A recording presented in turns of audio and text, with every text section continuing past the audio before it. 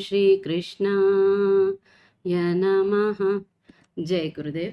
वसुदेवसुतं देवं कंसचाणूरमर्दनं देवकी परमानन्दं कृष्णं वन्दे जगद्गुरुम्।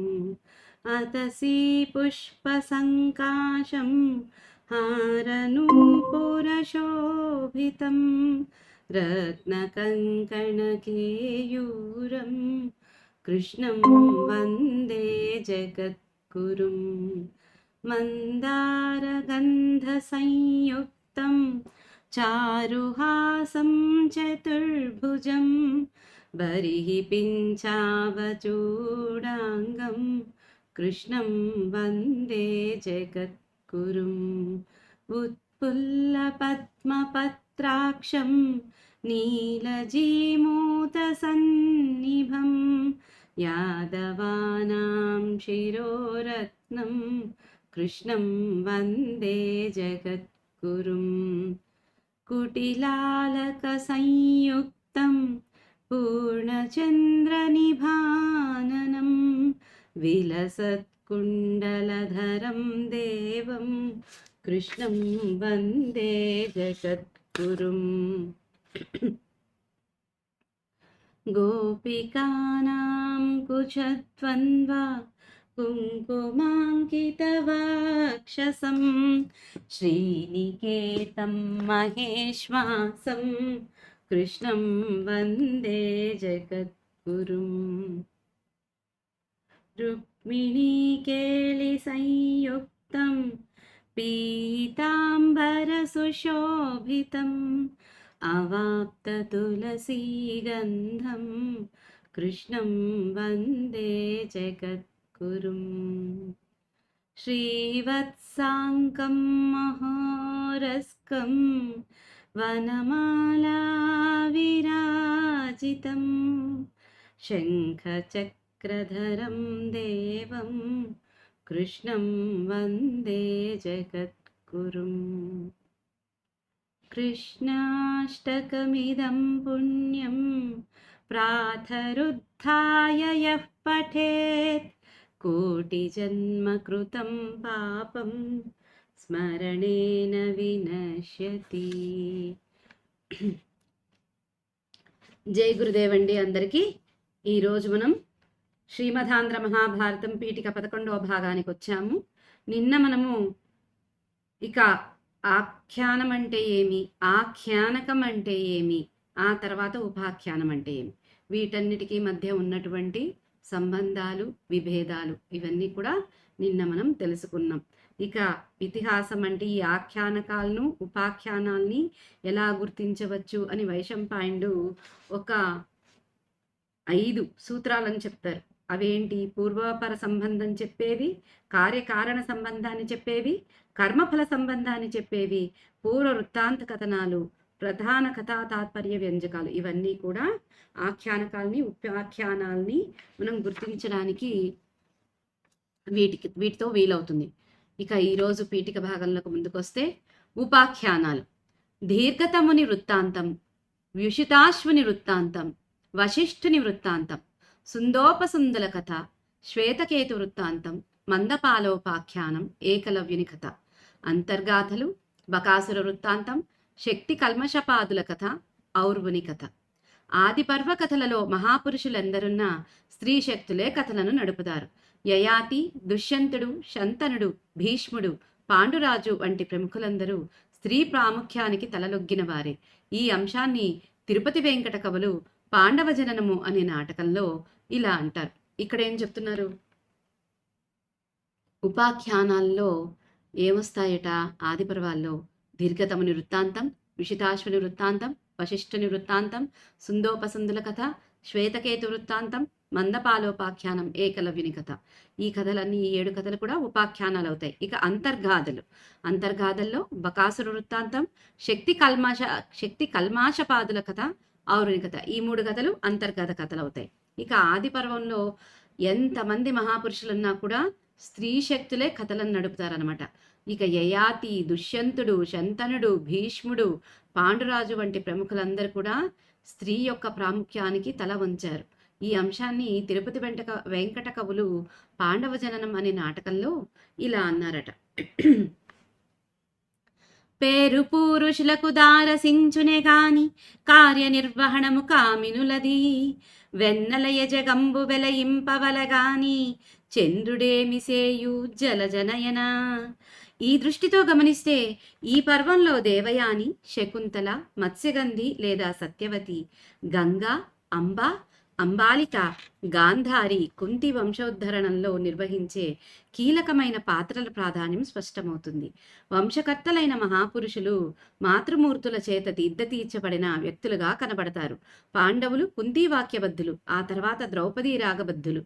అయినా వారి పూర్వీకులతో పోల్చుకుంటే పాండవులే స్త్రీశక్తిని నియమించగలిగిన పౌరుషోపేతులు, వీరనాయక గుణ సమగ్రులు. ఈ పరిణామాన్ని చిత్రించడంలో కూడా ఆది పర్వం భారత కథాబీజభూతంగా నిలిచింది. ఇక్కడ ఏం చెప్తున్నారు? ఈ దృష్టితో అంటే ఈ పద్యంలో చెప్తున్నారు, మగవాళ్ళకి పేరు వచ్చింది కానీ ఆ పేరు రావడానికి చేసే పనులు ఏవైతే ఉంటాయో దానికి ఆ కార్యనిర్వహణం ఎవరిది అంటే ఆడవాళ్ళదట. వెన్నెలనే జగాన్ని జయిస్తుంది కానీ దానికి చంద్రుడు ఏం చేస్తాడు?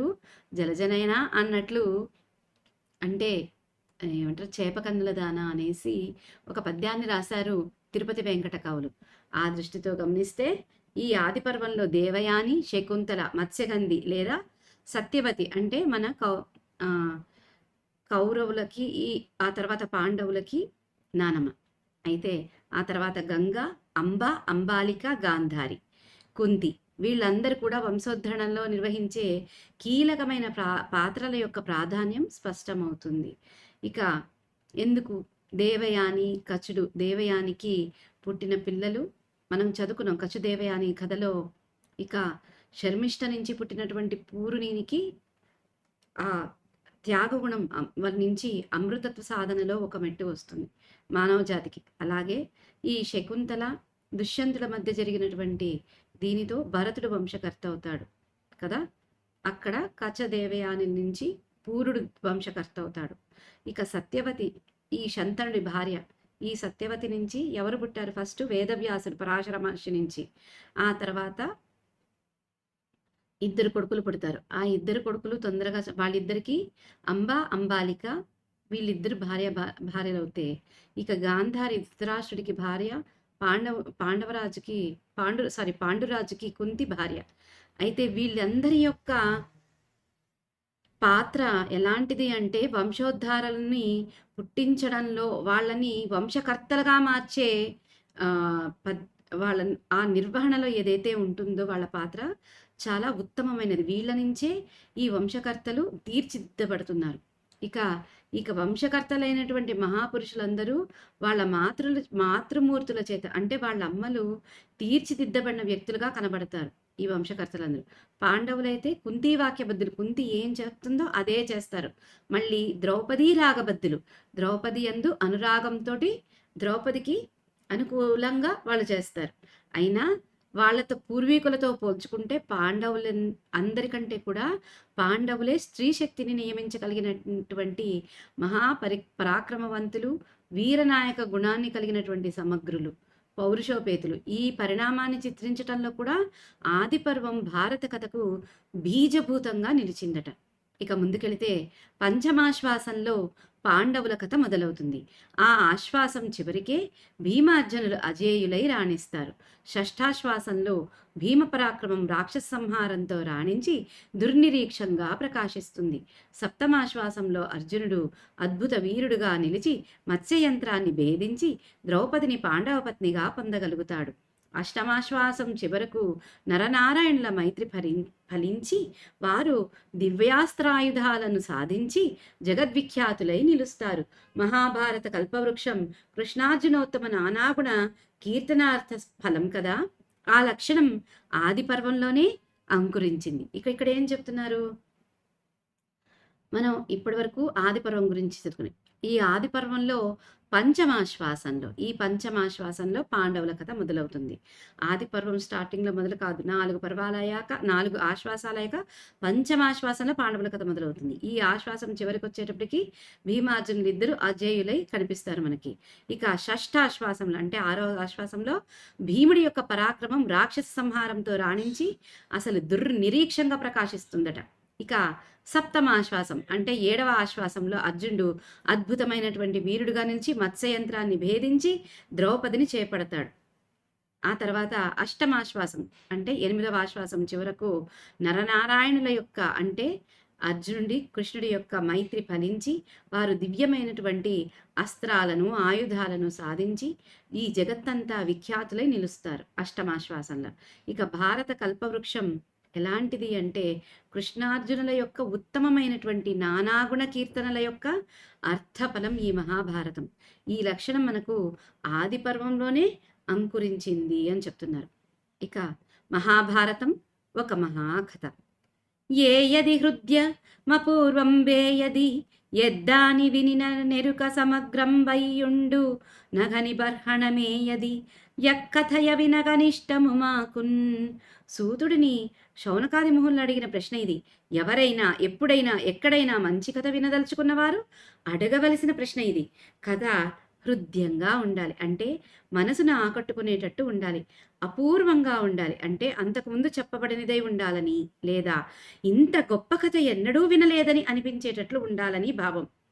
కథ వింటే జ్ఞానం సమగ్రంగా కలగాలి. జ్ఞానం అంటే ధర్మ అర్థ కామ మోక్షాలచే చతుర్విధ పురుషార్థాలను సాధించి జీవితాన్ని సార్థం చేసుకొనటానికి తగిన తెలివిని కలిగి ఉండటం. జీవిత లక్ష్యాన్ని సాధించగలిగే సమగ్ర జీవన ధర్మ పరిజ్ఞానమే ఎరుక. సమగ్రమై ఉండే కథా పరిజ్ఞానం. కథ పాపాన్ని తొలగించాలి అంటే కథ విన్న తర్వాత శ్రోత మనసులో ఒక ఉత్తమ పరిణామం రావాలి. జీవితంలో అధర్మ ప్రవృత్తిని తొలగించుకోగలిగే ఒక సంస్కారం ఏర్పడాలి. తనను తాను ఉద్ధరించుకునే ఆత్మధర్మం పుణ్యం, దానికి విరుద్ధమైనది పాపం. పాపాన్ని ప్రక్షాళనం చేసుకునే ప్రజ్ఞను కథ శ్రోతకు పఠితకు ప్రసాదించాలి. అది కథాతత్వం. ఈ లక్షణాలన్నీ ఉన్న కథ మహాభారతమని సూత మహర్షి పేర్కొన్నాడు. ఇక్కడ ఏం చెప్తున్నారు ఈ పద్యంలో? ఈ పద్యాన్ని సూత మహాముని శౌనకాది మునులు ఒక ప్రశ్న రూపంలో అడుగుతారు. ఏమండి, ఎవరైనా సరే ఎక్కడైనా సరే ఎప్పుడైనా సరే మంచి కథ వినాలనుకుంటే ఏ ప్రశ్న అడగాలి అంటే అడగాల్సిన ప్రశ్న ఇదట. ఏది? ఏయది హృద్యమపూర్వం వేయది. ఏది అపూర్వము, ఏది హృద్యమైనది, ఏ దాని తెలుసుకుంటే సమగ్రంగా ఉంటుంది, అది ఏది? ఆ కథ ఏదో వినడానికి మాకు ఇష్టము అని చెప్తున్నారు ఇక్కడ. అంటే కథ హృదయంగా ఉండాలంటే మనసును ఆకట్టుకునేటట్లు ఉండాలట ఆ కథ. మళ్ళీ అపూర్వంగా ఉండాలట అంటే ఇంతకు ముందు చెప్పబడినది కాకుండా ఉండాలట, లేదా ఇంతకంటే గొప్ప కథ ఎక్కడా వినలేదే అన్నట్లు అనిపించేటట్లు ఉండాలట. కథ వింటే జ్ఞానం మనకంత సమగ్రంగా కలగాలట. ఇక జ్ఞానం అంటే ఏమి అని అనిస్తే ధర్మ అర్థ కామ మోక్షాలనే చతుర్విధ పురుషార్థాలను సాధించి జీవితాన్ని సార్థకం చేసుకోవడానికి తగిన తెలివితేటలను కలిగి ఉండటం. ఇక జీవిత లక్ష్యాన్ని సాధించగలిగే సమగ్రమైనటువంటి జీవన ధర్మ పరిజ్ఞానమే ఎరుక. ఆ ఎరుక సమగ్రమై ఉండేదే కథా పరిజ్ఞానం. ఇది అంతా ఈ ఎరుక అనేది ఈ కథా పరిజ్ఞానంలో ఉండాలి. ఈ కథ పాపాన్ని తొలగించాలి అంటే ఎలాగా? కథ విన్న తర్వాత ఆ విన్న శ్రోత మనసులో ఒక ఉత్తమమైన పరిణామం రావాలి. ఓయో, ఈ కథలో ఇలా జరిగింది కాబట్టి ఇది చేస్తే ఇది చెడు ఫలితాలు వస్తాయి, ఇది చేస్తే ఉత్తమమైన ఫలితాలు వస్తాయి. కాబట్టి ఉత్తమమైన ఫలితాలను పొందటానికి ఏది చేయాలో అది మాత్రమే చేసేటువంటి ఏమంటారు మార్పును తీసుకురావాలి కథ శ్రోత మనసులో. దానికి దానికోసం జీవితంలో అధర్మ ప్రవృత్తిని తొలగించుకునేటువంటి ఒక సంస్కారం ఏర్పడాలి ఈ కథ నుంచి. ఇక తనను తాను ఉద్ధరించుకునేటువంటి ఆత్మధర్మమే పుణ్యం, దానికి విరుద్ధమైనదే పాపం. పాపాన్ని ప్రక్షాళనం చేసుకునే ప్రజ్ఞను కథ శ్రోతకు పఠితకు ప్రసాదించాలి.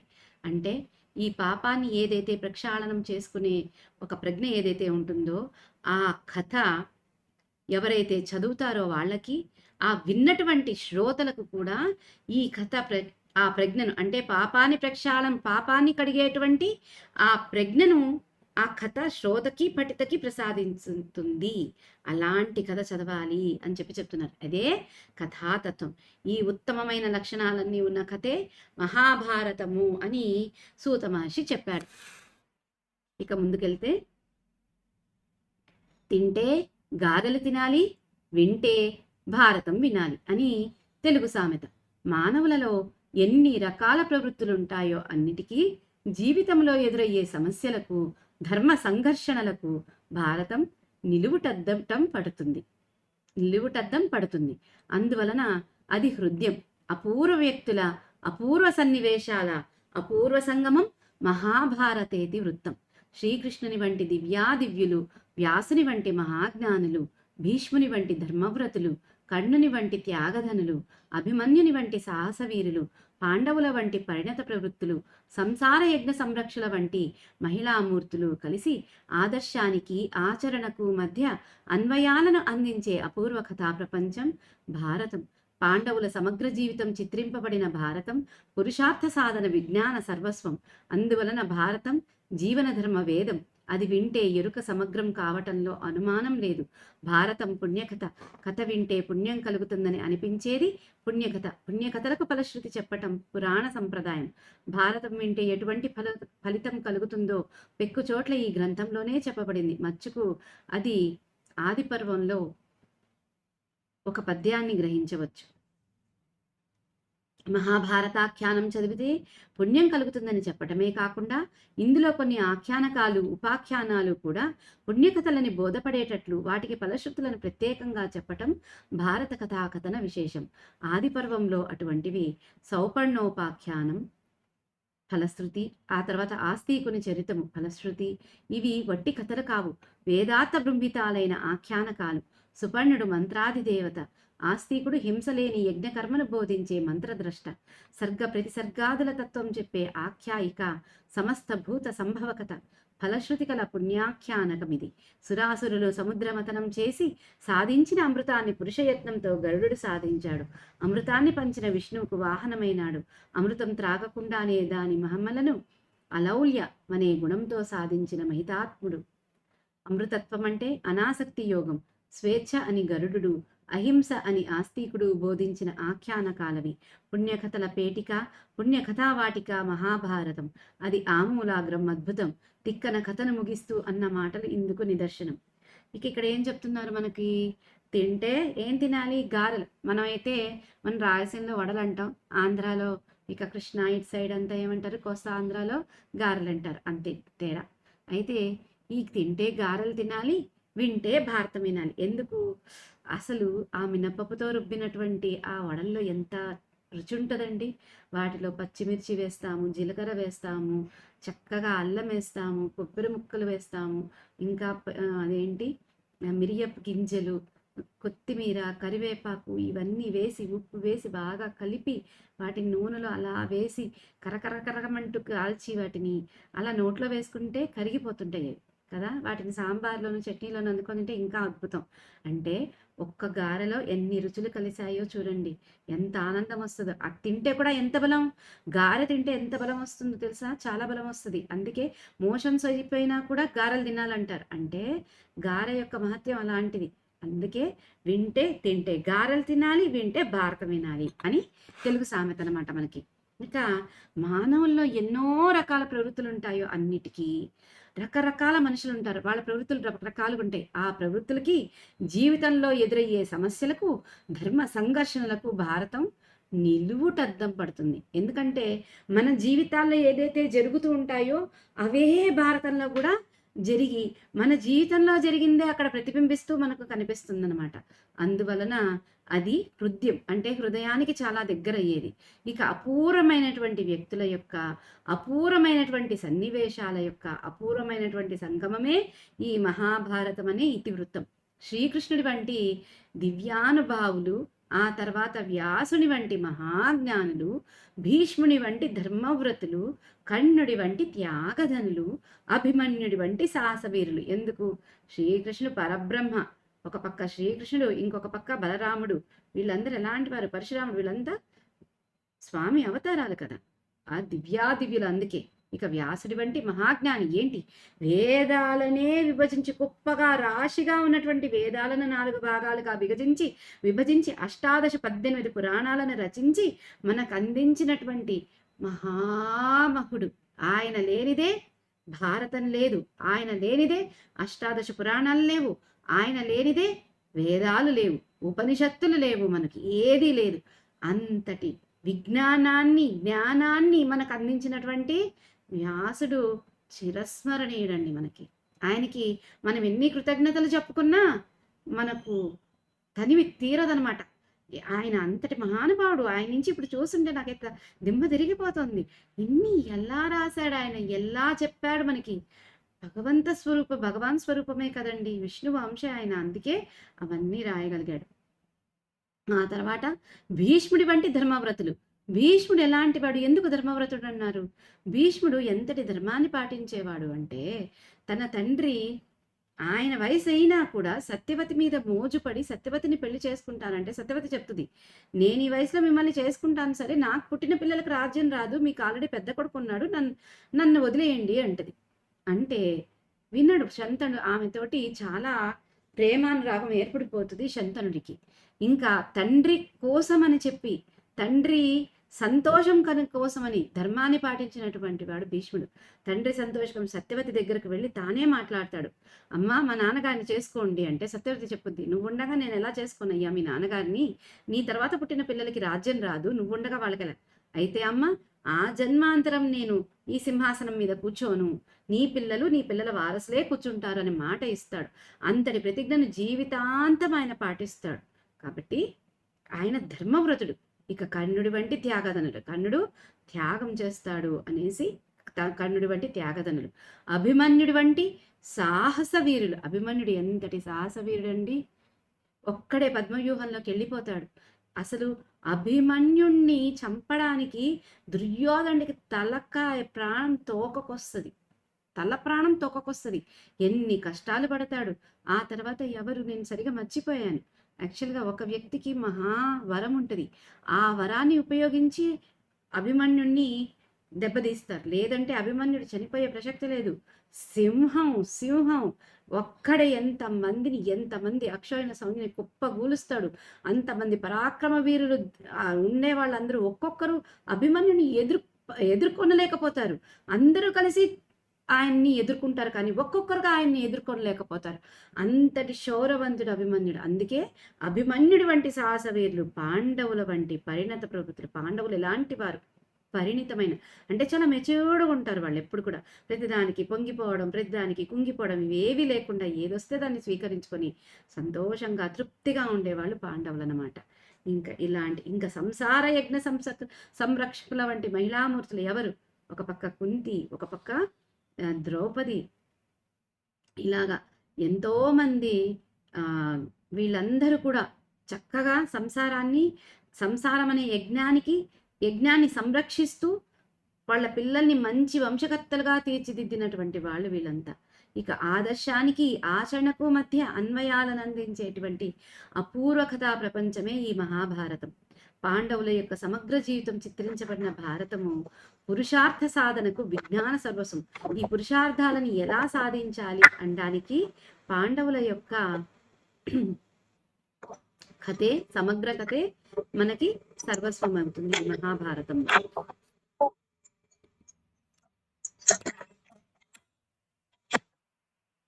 అయితే ఇక భారతం అంటే ఒక పుణ్యకథ. దీన్ని వింటే ఎరుక అనేది మనకు సమగ్రంగా కావటంలో అనుమానం ఉండదు. మనం ఎంత భారతాన్ని వింటామో మనలో ఉన్నటువంటి ఎరుక జాగృతం అవుతుందన్నమాట. ఎలా చెవులు రెక్కించుకొని వింటాం భారతాన్ని వినేటప్పుడు. ఒక్కొక్క సంఘటన, ఒక్కొక్క పాత్ర మనకి దిమ్మ తిరిగిపోతుంది. మనకి ఇక్కడ ఏంటి వాళ్ళు చెప్తున్నదేంటి, వాళ్ళు ముందుకెళ్తున్నదేంటి, ఎలా సాధించారు, ఎలా చేశారు, ఇవంతా కూడా మనకు వినేటప్పటికీ ఎరుక మనలో జాగృతమయ్యి మనలో తప్పు చెయ్యనివ్వదనమాట. కాబట్టి ఎరుక సమగ్రం కావటంలో దీనికి అనుమానం అనేదే పెట్టుకోకండి అని చెప్తున్నారు ఇక్కడ. ఇంకేం చెప్తున్నారు, ఇలాంటి కథ వింటే పుణ్యం కలుగుతుంది అనిపించేదే పుణ్యకథట. ఇలాంటి పుణ్యకథలకు ఫలశ్రుతి చెప్పడం పురాణ సంప్రదాయం. ఇక భారతం వింటే ఎలాంటి ఫలం కలుగుతుందో అనేక చోట్ల అనేక సార్లు ఈ గ్రంథంలో చెప్పబడిందట. ఇక మహాభారతాఖ్యానం చదివితే పుణ్యం కలుగుతుందని చెప్పటమే కాకుండా ఇందులో కొన్ని ఆఖ్యానకాలు ఉపాఖ్యానకాలు కూడా పుణ్యకథలు అని బోధపడేటట్లు వాటికి ఫలశ్రుతులను ప్రత్యేకంగా చెప్పడమే భారత కథాకథన విశేషం. ఆదిపర్వంలో అలాంటివి ఏవి అంటే సౌపర్ణోపాఖ్య, మళ్ళీ ఆస్తికుని చరితం. ఇవి ఒట్టి కథలు కావు, వేదార్థ బృంహితాలైన ఆఖ్యానకాలు. వేదార్థాలను ఇందులో ప్రతిఫలింపజేస్తున్న ఈ ఆఖ్యానకాలు. సుపర్ణుడు మంత్రాది దేవత, ఇక ఆస్తికుడు హింస లేని యజ్ఞకర్మను బోధించే మంత్రద్రష్ట ఆయన.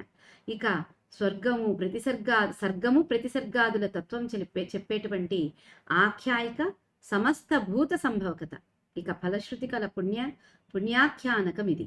ఇక సురాసురులు ఎప్పుడైతే దేవతలు దానవులు సముద్రమథనం చేసి సాధించినటువంటి అమృతాన్ని పురుషయత్నంతో, తన యత్నంతో గరుడు సాధిస్తాడు.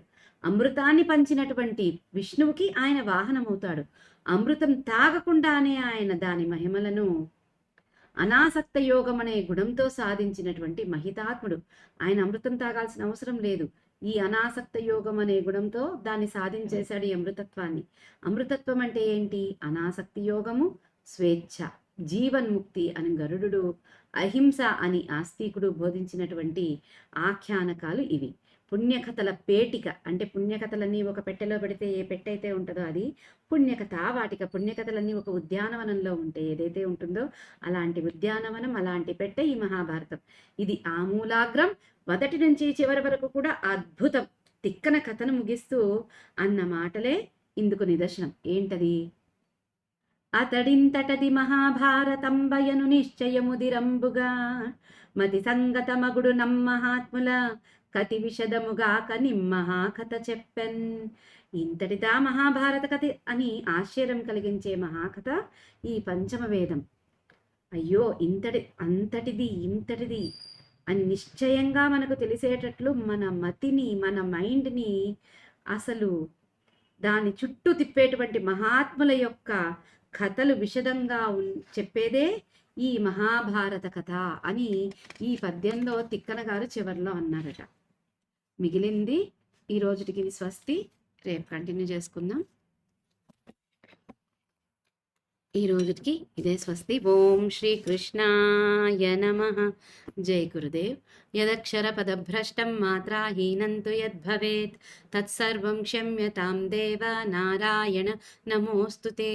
విసర్గ బిందు మాత్రాణి పదపాదాక్షరాణి చ న్యూనాని చాతిరిక్తాని క్షమస్వ పురుషోత్తమ. అన్యథా శరణం నాస్తి త్వమేవ శరణం మమ. తస్మాత్ కారుణ్య భావేన రక్ష రక్ష జనార్దన. లోకా సమస్తా సుఖినో భవంతు.